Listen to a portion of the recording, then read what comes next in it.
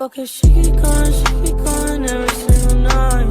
Day and night on my mind, pushing you to vibe. How's it going, everybody? This is Tyler Drop. I hope you're having another great day, and welcome back to another video. Alright folks, it's time for another edition of Bad Game Reviews. In this series, I'll talk about all the games that I have in my collection for the PS1, 2, 3, and 4 that I find to be extremely bad. And unfortunately, the game that will be reviewed today is going to be Turning Point Fall of Liberty. Now, this is a game that I've had for quite a while, for almost 3 years, all the way back in 2019 when I first got this game, and really, it is a game that I found to be interesting, but now the more I look at it, the more I realize how big of an epic fail this game was when this first came out. So, this was a game that was actually developed by Spark Unlimited, which was actually responsible for developing the first Call of Duty game to be released on home consoles, which was Call of Duty Finest Hour, and this was developed by Codemasters all the way back in 2008 during the early days of the PlayStation 3. And Codemasters is usually more known for their racing games. However, this was one of those ventures where they decided to go into the war scene. So the story here is that it actually takes place in an alternate history in which Winston Churchill, who was the Prime Minister of Great Britain during the time of the early days of World War II, actually dies in a car accident instead of actually surviving it. And as a result, the United States does not get involved, and unfortunately, Europe falls to Nazi Germany, and as a result, Nazi Germany ends up spreading throughout the entire course of Europe, and then in one day in 1953 they launch a surprise attack against the United States in New York. In the midst of all of this destruction, you end up playing as a guy named Carson, who is a construction worker who ends up deciding to join the military while still in plain clothes and trying to fight off the Nazi enemy to try to save his country and prove that democracy is still worth fighting for. And you go through several different places, not just in New York, but also in Washington, D.C. You also go into London a little bit as well, and at the very end, you're standing right at the very top of a huge blimp that is looking to drop an atom bomb on New York that will completely devastate the city and the United States. Again, this is an alternate history game. This is what would have happened if it was a completely different scene, unlike what we actually saw in World War II, in which Nazi Germany actually survives the war and ends up causing all of this destruction nationwide to democracy. And I kind of like the attempt here, because usually I know World War II games were more popular, but usually when you see a game that has an alternate history to World War II, it really makes it a lot more interesting. And so I felt like I decided I would pick this game up. And again, I've had this game for 3 years, and I've known for quite a bit that this is still a pretty bad game, unfortunately. And yes, I know, I've played this multiple times before, and it's gotten real easy, but still, there's a lot about this game not to like, in my opinion. It's not one of my favorite games, and it's for the following reasons. And the very first one is the story. As I said before, this is an alternate history. Obviously, it's completely the opposite of what actually happened in World War II, but it doesn't feel like it's really original, unfortunately. It really feels like it was more just completely made up, and really just doesn't sound right, you know. You're as a construction worker, not an actual military veteran. I feel like that this is a really odd choice to even try to take that route, because, you know, yeah, the next thing you would want is for vigilantes to end up joining the U.S. Army and really just, you know, try everything they can to help. I mean, yeah, it's really colorful and obviously a little bit of a heartwarming story, but I really don't feel like this fits well in regards to this game. Not only that, it's very, very short as well. There's only like 9 levels in this entire game, and really, if you're quick enough and you're able to adapt to the scene really quickly enough, you can only beat this game like in less than 2 hours. So it's really a very short game, and unfortunately, I don't feel like it was developed well enough in a way to make this game a lot more enjoyable. I really feel like that if they had done a lot more, maybe just increase the amount of missions in the game, so I don't know, like 14 or 15 missions in this game, and really just, you know, like do a little bit more to like explain a little bit of the subplot of this game, I feel like this would have been a much better game. Again, I kind of like the attempt to try it, but it just wasn't fully executed. And as a result, you get a story mode that's just completely boring. It's bland, unoriginal, and it feels like it took a 180 against the direction that the producers of this game really wanted to take it. And so, unfortunately, again, it was a good attempt, but unfortunately, it just did a lot more to make this game bad. The gameplay in itself is not that much better, unfortunately. I mean, there are very few weapons that you can use throughout this entire game. They're mostly machine guns, which I did use quite a bit, but there are also a few rifles, but not a whole lot of them work according to the way that they should be. In Call of Duty, you get quite a bit of weapons, especially the enemy weapons, in which you're able to use all of them, and you're able to use them with effect.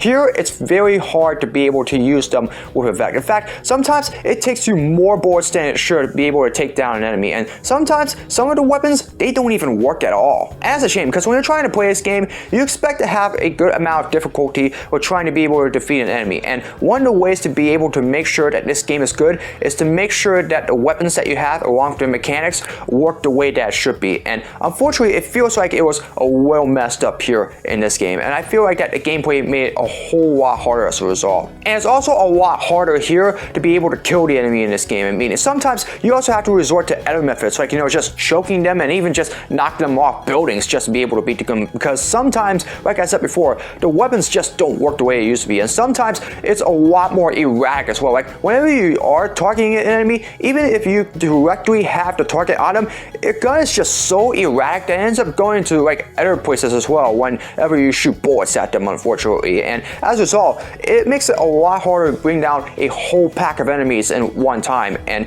really, as a result, it may take a little bit longer for you to be able to adapt to that. Call of Duty was able to master this because they were able to use that time to be able to develop the weapons efficiently, so that way it makes it a lot easier for players to be able to take down the enemies and be able to complete their objectives. Here, it does not do that, unfortunately, and as a result, it just makes the game a whole lot worse. I also want to take a moment to talk about the AI here. Can I tell you exactly how bad the artificial intelligence of this game is? I mean, literally, whenever you're shooting an enemy, whenever you kill them, instead of just dropping the way it should be, they actually go down like...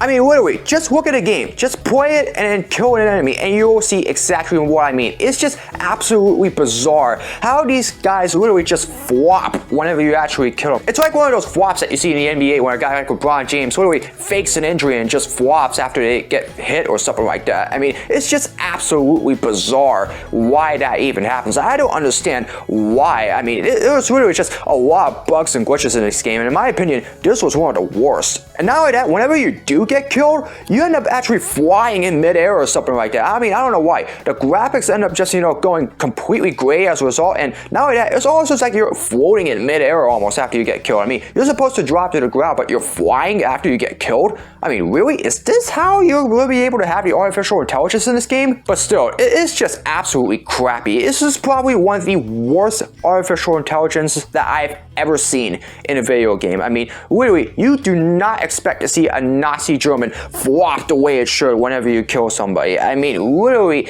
the artificial intelligence of this game should have been a whole lot better. Once again, I know this is a common theme with all my other games, but the same can be applied here. The graphics are just absolutely cruddy. I mean, for a alternate game in a World War II era, it really feels like that it just was not fully developed. It almost looks like it's just completely bland, and as a result, it's almost like the colors are just completely too shiny and all that. And not only that, it's just not original either. I mean, you look at the White House, it's full of like destruction and all of that. It just feels like, it's just like something is off, unfortunately. And not only that, a lot of the scenery in New York as well, along with a whole bunch of other destinations, like I said, London and the blimp and all of that, I don't know, it just doesn't feel like that I'm literally right in the middle of the game. It almost feels like I'm just watching some sort of bad movie or something like that. I don't know why. I mean, it almost looks like modern day New York and London instead of like, the New York back in the 1950s or something like that. And I just feel like it's just completely takes away from the actual game itself. Like I said, the gameplay is absolutely bad. The graphics here, it should match the description of what an alternate World War II game should look like. And unfortunately, it doesn't look like it does here in Turning Point Fall of Liberty. I almost compare these to Call of Duty World War II. Now, I say that because although, like I said, I'm a huge fan of the Call of Duty franchise, I love that franchise, but in my opinion, the graphics in Call of Duty World War II were probably some of the worst in a Call of Duty game that I've ever seen. And unfortunately, this is almost similar to Call of Duty World War II because the graphics here are just insanely bland and the colors just do not look right. And unfortunately, as I said before, it almost looks pixelated at times as well. All the bugs and glitches and all of that stuff, it's just very hard to be able to adapt to everything that's around you and just be able to play the game effectively. And unfortunately, it just makes this game a lot more difficult to be able to see it. I mean, the graphics just feel like that it was not very good. And finally, the originality. As I mentioned before, this is supposed to be an alternate game compared to what you saw in World War II, right? Where in Churchill survives, the US ultimately gets involved after they get attacked in Pearl Harbor, they ultimately invade Europe and Japan, they win out, democracy lives, and ultimately here we are having democracy in the United States and a whole bunch of other nations as well. Here it's supposed to be the exact opposite. It's an alternate history in which Churchill dies, the US doesn't get involved. Again, it's a decent attempt, but unfortunately, its execution in this was not very well planned. It just doesn't give the realistic opportunity to really feel like this game is really going to be a good game, unfortunately. The story is not very good. The multiplayer, I have played a little bit as well over the last few years when I played this game. It isn't that much better. It's really hard to be able to play the multiplayer mode as well. And not only that, a lot of the options that you get in the middle of this game, it just does not seem to go the way it should be. And unfortunately, as a result, Turning Point Fall of Liberty ends up being a much worse game than it was really supposed to be. And it's such a shame because I really feel like that, an alternate history game when it comes to scenes like in World War II, it really has the opportunity to stand out. It really gives everybody a chance to see, what exactly could have happened if the exact opposite of what the actual result was had occurred. And I feel like this was a good attempt by Codemasters and Spark Element to try to actually make a game like this, to be able to see exactly what could have happened and really just, present how things could have resulted if things had went the opposite direction than they did in World War II. It's a good attempt, and I do give them some brownie points for trying, but unfortunately, if you're going to make an alternate history game to a scene like World War II,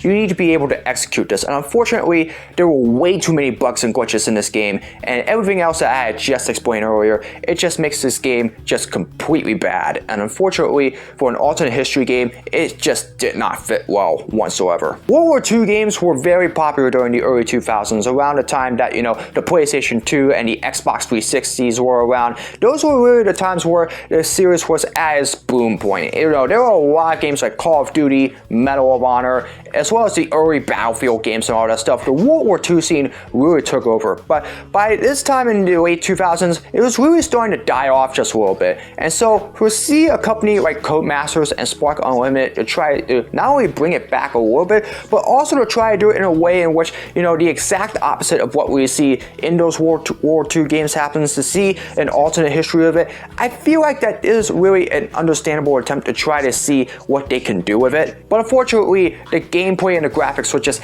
absolutely horrible. It just did not really feel like that it was an actual game that would have been good, unfortunately. And as I said before, the story, it just feels like it's just off. You're not playing an actual military veteran. You're a construction worker that's joining the fight. I mean, come on. It doesn't feel like that, it was really set the way that it should be. And it just makes it overall a very poor game that really could have used a little bit more time to develop. I mean, really, for a game like this, it should have been a lot better executed. And I played this for multiple times for 3 years. I played this game enough times that it's now much more easier for me to beat. I literally played it the last time like a year ago, something like that, and I did it in under 2 hours. So the more times you play this, the easier the game gets. But unfortunately, as I said before, even then, it still doesn't give you the satisfaction. And like I said, the ending of the game, unfortunately, it really pretty much culminates everything that I just talked about in this game. It just doesn't give you any satisfaction whatsoever. I understand the attempt by Codemasters and Spark. They gave it their best shot, and I really appreciate it, but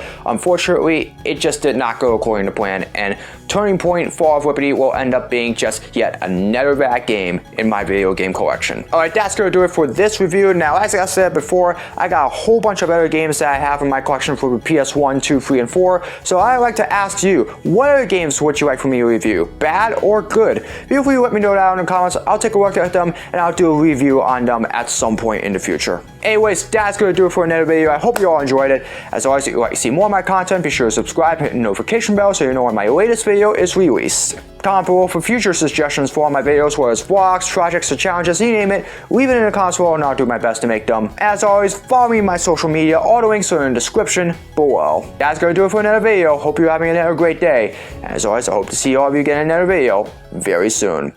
Also, don't play this game. So long, everybody.